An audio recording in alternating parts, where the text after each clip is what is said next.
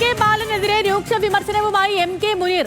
ബാലന്റെ ജമാഅത്തെ ഇസ്ലാമി പരാമർശം ബാലിശമെന്നും ഇത്തരം പ്രസ്താവനകൾ കേരളത്തിൽ വർഗീയ ധ്രുവീകരണം നടപ്പിലാക്കുന്ന അജണ്ടയുടെ ഭാഗമെന്നും മുനീർ പറഞ്ഞു.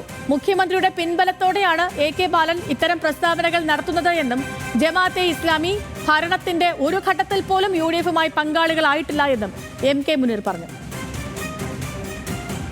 ബാലൻ വളരെ ബാലിശമായിട്ടുള്ള ഒരു പരാമർശമാണ് ഈ ഒരു പ്രഖ്യാപനത്തിലൂടെ നടത്തിയിരിക്കുന്നത്.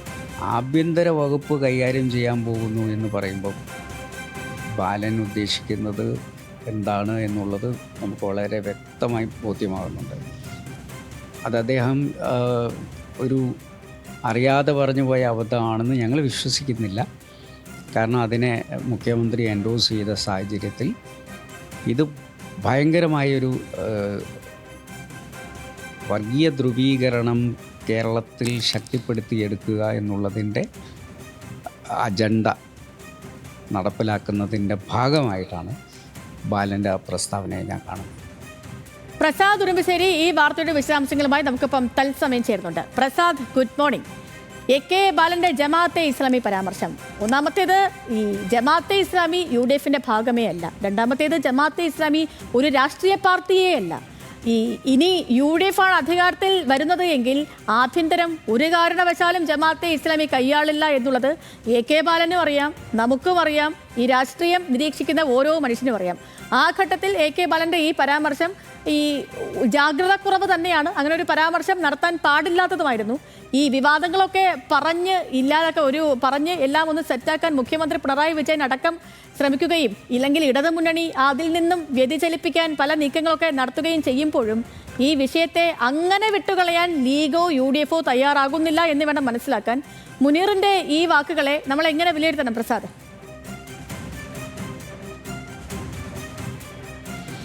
ഗുഡ് മോർണിംഗ് സതിലക്ഷ്മി പറഞ്ഞതുപോലെ തന്നെ, കാരണം കഴിഞ്ഞ ദിവസമാണ് കെ ബാലൻ നടത്തിയിട്ടുള്ള ഒരു പരാമർശം. ഇപ്പം നേരത്തെ പറഞ്ഞ പോലെയുള്ള UDF-ആണ് വരുന്നതെങ്കിൽ ആഭ്യന്തരം ജമാഅത്തെ ഇസ്ലാമിക്കായിരിക്കും, മാറാട് ആവർത്തിക്കുമെന്നെല്ലാം നടത്തിയിട്ടുള്ള പരാമർശം അത് വലിയ വിവാദമായി മാറുകയാണ് ഉണ്ടായിട്ടുള്ളത്. ഇപ്പോൾ കെ മുനീറിൻ്റെ ഒരു പ്രതികരണം പറയുന്നത് ഇത് അങ്ങനെ മനഃപൂർവ്വം കരുതിക്കൂട്ടി തന്നെയാണ് പറഞ്ഞിട്ടുള്ളത്. കാരണം കൃത്യമായി തന്നെ അവർക്കറിയാം ഒരു കാരണവശാലും ജമാഅത്തെ ഇസ്ലാമിയോ അല്ലെങ്കിൽ അവരുമായി ബന്ധപ്പെട്ട വെൽഫെയർ പാർട്ടിയുമായി ബന്ധപ്പെട്ട ഒരു മുന്നണി, ഒരു സഹകരണവും നിലവിൽ ഒരു ഘടകകക്ഷിയല്ല. പിന്നെ എന്തുകൊണ്ട് ഇത് പറയുന്നു എന്ന് ചോദിച്ചാൽ അത് സംസ്ഥാനത്ത് വർഗീയ ധ്രുവീകരണം, തെരഞ്ഞെടുപ്പ് മുന്നിൽ കണ്ടുകൊണ്ട് വർഗീയ ധ്രുവീകരണം സൃഷ്ടിക്കാൻ വേണ്ടി മനഃപൂർവ്വം നടത്തിയതാണ് എന്നുള്ളതാണ് അദ്ദേഹം പറയുന്നത്. അത് മാത്രമല്ല, മുഖ്യമന്ത്രി പിണറായി വിജയൻ കൂടി ഇക്കാര്യത്തിൽ ബാലനെ പിന്തുണച്ച ഒരു ഘട്ടത്തിൽ കൂടിയാണ് ആ വിമർശനം കടുപ്പിക്കുന്നത്. അതുകൊണ്ട് തന്നെ തെരഞ്ഞെടുപ്പ് ലക്ഷ്യം വെച്ചാണ് ഇത് പറയുന്നത് എന്നുള്ളതാണ്. വരും ദിവസങ്ങളിലും ഇത്തരം വിമർശനങ്ങൾ വരും.